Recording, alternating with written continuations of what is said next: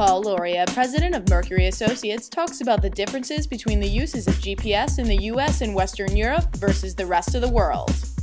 We've had a lot of inquiries over the last 3 years or so for fleet management training, predominantly in Asia, but also in Europe and the Middle East. So we're seeing a lot of interest around the world in companies and government agencies wanting to be able to learn more about fleet management best practices as they're practiced in the U.S.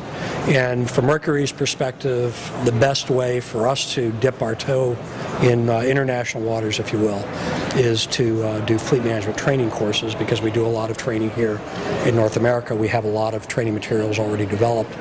And so in the last 3 years, I've conducted fleet management seminars in India, in China, Malaysia, Saudi Arabia, Australia. So it's been great exposure for our company to find out what's going on in other parts of the world, what kinds of concerns organizations have in the fleet management arena. It's also been very interesting to see the differences between fleet management concerns in other parts of the world and in North America. North America and Western Europe are pretty similar in comparison, I think, to much of the rest of the world in terms of what kind of fleet management challenges organizations face. A good example of a difference in objectives or concerns in North America, for example, and much of the rest of the world revolves around the use of GPS technology. Obviously, there are a lot of companies in the U.S. that have developed and are marketing GPS solutions, and usually the primary value proposition that these companies are pushing with prospective customers is that you can use GPS technology to better understand how your fleet assets are being deployed and used and operated.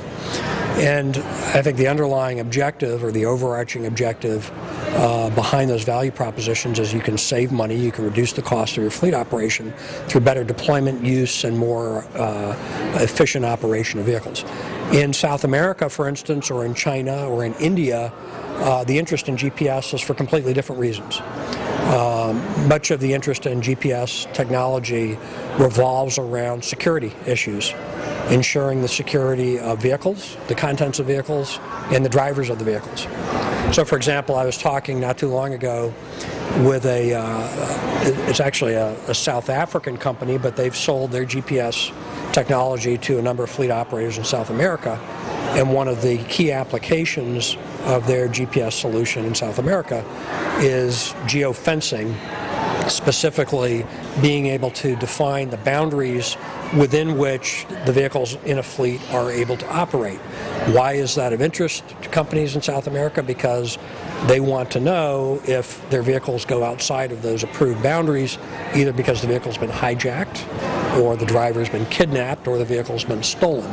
So when you talk with fleet managers in North America, you don't generally hear them, in discussions about GPS technology, spend a lot of time talking about, we need to keep track of where our drivers are to make sure that either they haven't driven off with the vehicle to sell the contents on the black market, or because we're afraid that the truck might have been hijacked or the driver might have been kidnapped. It's really, we're interested in figuring out more efficient ways of routing and dispatching our vehicles.